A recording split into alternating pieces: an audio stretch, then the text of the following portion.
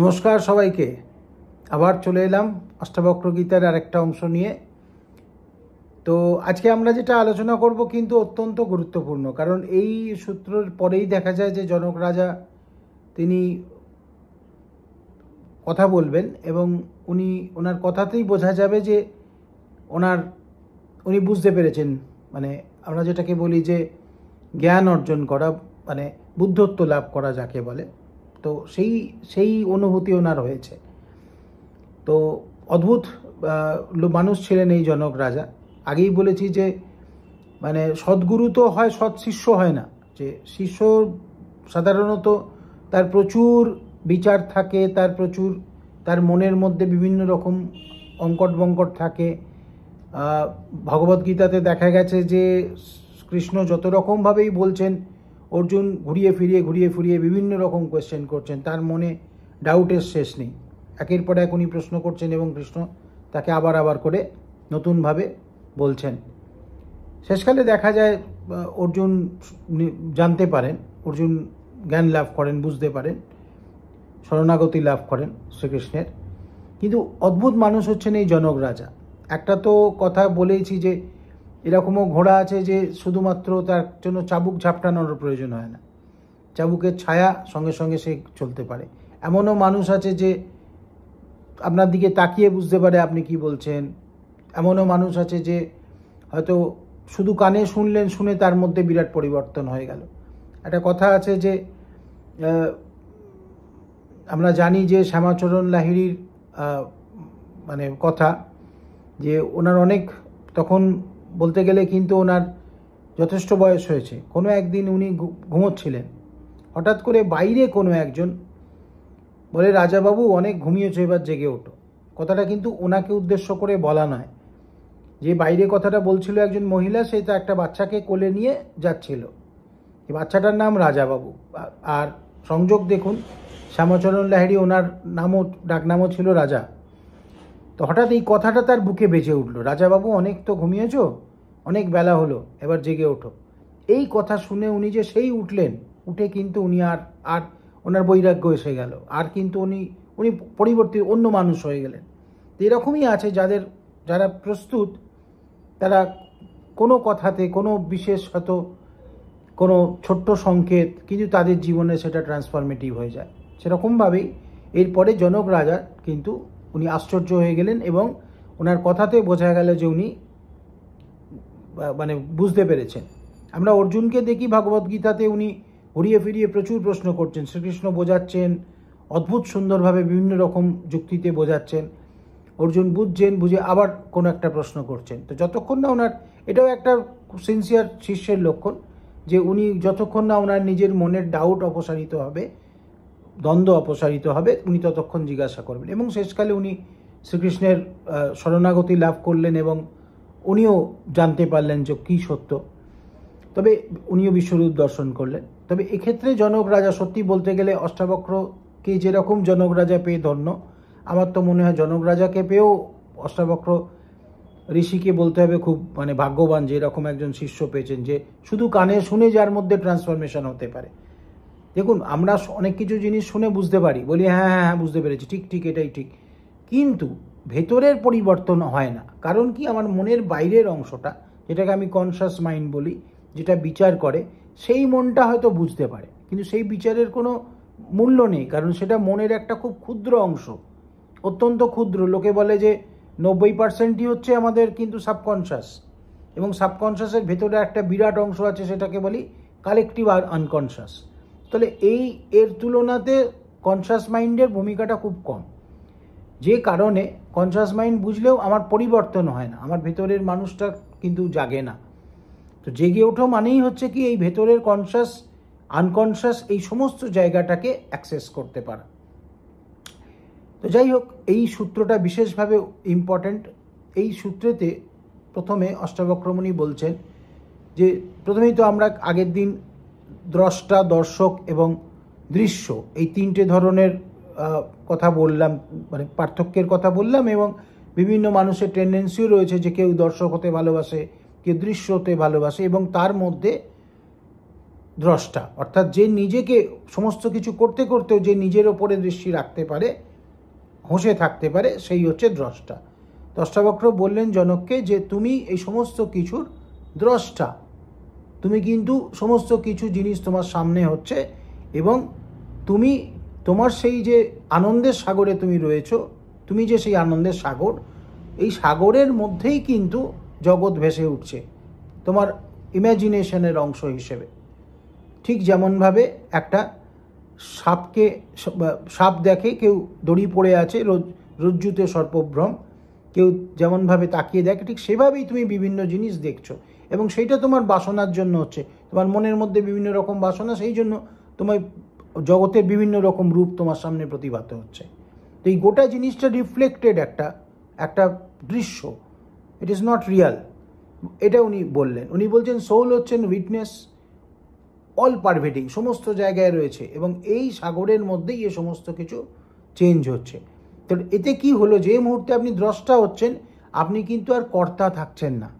সুতরাং এই যে আমরা বলি পাপ পুণ্য সমস্ত কিছু থেকে আপনি এক মুহূর্তে মুক্তি পাচ্ছেন। কারণ কি, আপনি যখন নিজেকে অকর্তা হিসেবে দেখতে পারছেন, যে আমি কিছু করছি না, সমস্ত জিনিস হচ্ছে আমার সামনে, আমি তার থেকে পৃথক, তো তখন আপনার কোনো কিছু আর আপনার গায়ে লাগে না। এই যে কথাটা আমরা বলি না যে কর্মফল তোমার নয়, কর্মে কেবলমাত্র তোমার অধিকার আছে, কর্মণ্যেবাধিকারস্তে মা ফলেষু কদাচন। এইটাকে তো বোধহয় যতজন পেরেছেন সবাই এটাকে বিভিন্ন রকমভাবে ব্যাখ্যা করেছেন, সব ব্যাখ্যাই আমি এটা সে সমস্ত কথাতে যাচ্ছি না, কিন্তু আমি এটাই বলতে চাই যে এটার মানেটাই তাই। এটার মানেটা হচ্ছে যে যে জিনিসটা হচ্ছে সেইটা কোনো জায়গাতে, সেই ফলটা থেকে আমরা কিন্তু আলাদা, আমরা কিন্তু দ্রষ্টা। আমাদের সামনে আমাদের প্রকৃতি, সেই প্রকৃতিতে কিছু কাজ হচ্ছে, কিন্তু সেই পাপ পুণ্য আমার গায়ে লাগে না। তো আপনাকে কিন্তু এইটা বুঝতে হবে যে এটা খুব ইম্পর্টেন্ট, যে আমি দ্রষ্টা হিসেবে যখন কাজ করছি তখন আমি অকর্তা, আমি ডুয়ার নই। আপনি যখনই ডুয়ার থাকবেন না, আপনি যখন কোনো কাজেতেই, যখন ভালো হোক খারাপ হোক, মানে অত্যন্ত ভালো করলেও সেটা যেরকম ভগবানের ইচ্ছা তাই হয়েছে, অত্যন্ত খারাপ করলে সেটাও ভগবানের ইচ্ছা তাই হয়েছে, এইটা যখন আপনি করবেন তখন আপনার দ্বারা আর কোনো রকম পাপ হবে না, পুণ্যও হবে না, আপনি দুটো থেকেই বেরিয়ে গেলেন। রামকৃষ্ণদেবের একটা গল্প রয়েছে যে তাঁতিকে কোনো সময় পুলিশে ধরে, কোনো ভেবে তাকে চোর ভেবে পুলিশ ধরে নিয়ে যায়, পুলিশ ধরে নিয়ে গিয়ে তাকে নিয়ে গিয়ে বিচারেতে আদালতে তোলা হয়। আদালতে যখন একটা তার বিচার চলে, যখন তাকে বিভিন্ন রকম কথা হয়, প্রথমে মনে করা হয়েছিল যে উনি চোর, কিন্তু পরে বোঝা যায় উনি নির্দোষ। তো তখন ওনাকে জজ সাহেব ছেড়ে দেন, বলেন যে না উনি নির্দোষ, ওনাকে ছেড়ে দিয়ে আসুন। পুলিশ আবার তাকে বাড়িতে পৌঁছে দিয়ে আসে। সেই তাঁতিকে যখন জিজ্ঞাসা করা হয় তখন বলে রামের ইচ্ছা আমাকে পুলিশ ধরেছিল, রামের ইচ্ছা আমাকে চোর মনে করেছিল, রামের ইচ্ছা জজ সাহেব আমাকে বুঝতে পারে কথা বলে বিচার করে যে আমি চোর নই, নির্দোষ, রামের ইচ্ছা যে পুলিশ আমাকে বাড়ি দিয়ে গেল। তো সব কিছুই রামের ইচ্ছা। তো এই মানসিকতার মানুষ কিন্তু, ইনি কিন্তু প্রকৃত অর্থে দ্রষ্টা। আমরা ঠিক উইটনেস বলতে যা বোঝাই, ইনি কিন্তু তাই। তো যাই হোক, এছাড়া আরেকটা অংশ আছে এই জিনিসটার, এইখানে অদ্বৈত ভাব নিয়ে উনি বলেছেন কি, মনে করবে যে তুমি হচ্ছ কিন্তু একক। যখন তুমি তোমার নিজের স্বরূপে স্থিত হচ্ছ, এই অল পারভেডিং একটা ব্লিস, মানে অর্থাৎ এই আনন্দ কিন্তু একা, মানে এর কিন্তু কোনো দোসর নেই। জগতের চিত্র তোমার সামনে ভেসে উঠছে, একবার মিলিয়ে যাচ্ছে, কিন্তু তুমি একক। তো এই দ্বৈত থেকে অদ্বৈত, এইটা একটা বিরাট বড় মুভমেন্ট। আপনারা হয়তো জানেন যে শ্রীরামকৃষ্ণদেবের জীবনের একটা বিরাট বড় একটা উপাখ্যান আছে, যে উনি মা কালীর পূজারী ছিলেন এবং প্রকৃত অর্থে উনি মা কালীকে চোখের সামনে দেখতে পেতেন। এত এত এত বড় ভক্ত ছিলেন, এত মানে উচ্চস্তরের ভক্ত ছিলেন যে উনি মা কালীকে, মানে ওনার পুরো জীবন উৎসর্গীকৃত ছিল মা কালীর জন্য।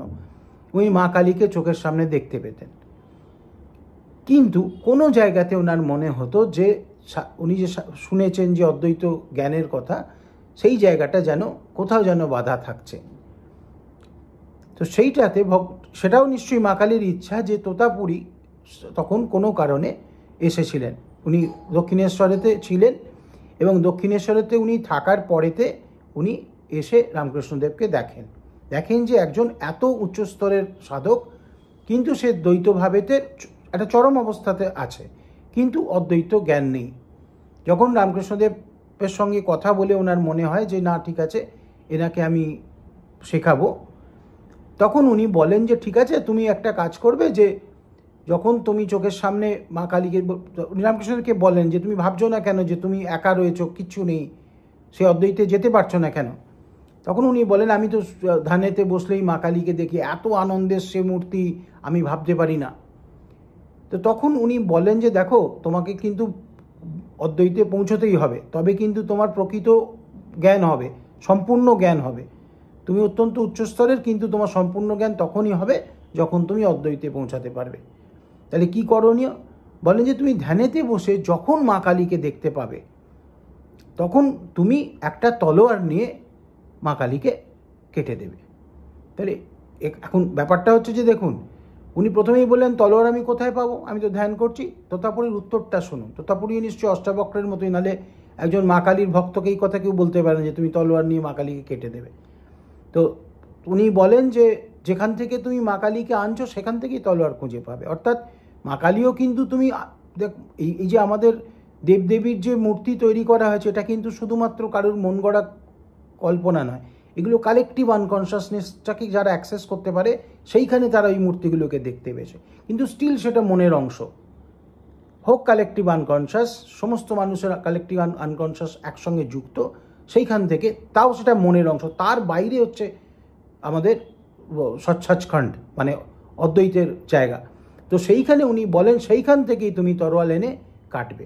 তো রামকৃষ্ণদেব প্রথম দিন চেষ্টা করেন, দ্বিতীয় দিন চেষ্টা করেন, কিন্তু উনি ভুলে যান যে কি করে মাকে কাটবো। মানে আমি এত, আর দেখা মাত্র এত আনন্দের অনুভূতি হয়, ওনাকে দেখে বোঝা যায় যে তোমার চোখ মুখ সমস্ত মানে দেখে পরিবর্তন হয়ে যায়, এত আনন্দে রয়েছে মানুষটি, আনন্দাশ্রুবে আসতে থাকে। তো তথাপরই বিরক্ত হয়ে যান, বলেন যে দেখো, এরকমভাবে তো থাকতে পারবো না, তুমি একটা কাজ করো, তুমি যখন মা কালীকে দেখতে পাবে, আমি বুঝতে পারবো তোমাকে দেখে, তখন আমি এই কাঁচের টুকরোটা নিয়ে তোমার কপালটা কেটে দেব। সেই যখনই তুমি সেইটা বুঝবে, সেই সময় তুমি সাহস করে একবার তরোয়াল দিয়ে মা কালীকে কেটে দেবে, তারপরে দেখা যাবে কী হবে। তো ঠিক সেরকমই হয়, উনি দেখা মাত্র ওনার চোখ মুখ আনন্দে উদ্ভাসিত হয়ে যাচ্ছে, দেখে তোতাপুরি বুঝতে পারেন, সঙ্গে সঙ্গে ওই কাঁচের এটা দিয়ে উনি ওনার আজ্ঞাচক্রের ওইখানে একটা লাইন টেনে কেটে দেন, এবং সেই যে রক্ত বেরোয়, সেই যে লাগাটা, সঙ্গে সঙ্গে রামকৃষ্ণদেবের মনে পড়ে যে এই কথাটা, এবং উনি একটা তলোয়ার নিয়ে সত্যি সত্যি সাহস করে একবার মা কালীকে কেটে দেন, এবং সঙ্গে সঙ্গে উনি সমাধিভূমিতে, পরিপূর্ণ সমাধিতে চলে যান। লোকে বলে 5 দিন 6 দিন উনি সমাধিতে ছিলেন, এবং আসার পরে কিন্তু ওনার মুখের কথাটা খুব তাৎপর্যপূর্ণ। উনি বলেন শেষ বাধাও অপসৃত হয়ে গেল, এটা স্বয়ং রামকৃষ্ণদেবের কথা, শেষ বাধাটাও চলে গেল। তো এটাও কিন্তু ভাবতে হবে যে এই অদ্বৈতের ভূমিতে যাওয়াটা হচ্ছে কিন্তু প্রকৃত অর্থে আপনি কিন্তু মুক্ত হলেন। মুক্ত মানে কি? মুক্ত মানে কিন্তু আপনার কোনো কনসিডারেশন থাকবে না, আপনি যা কিছু করতে পারেন ইচ্ছে করে, কী করবেন না করবেন সেটা আপনার চয়েস। এইটা হচ্ছে প্রকৃত একটা জায়গা যেখানে আপনি পরিপূর্ণভাবে, মানে মৃত্যু পর্যন্ত আপনার কাছে নেই। আজকে এই পর্যন্তই থাক, আবার পরের দিন আসবো। ভালো থাকবেন সবাই। হরি ওম তৎসৎ।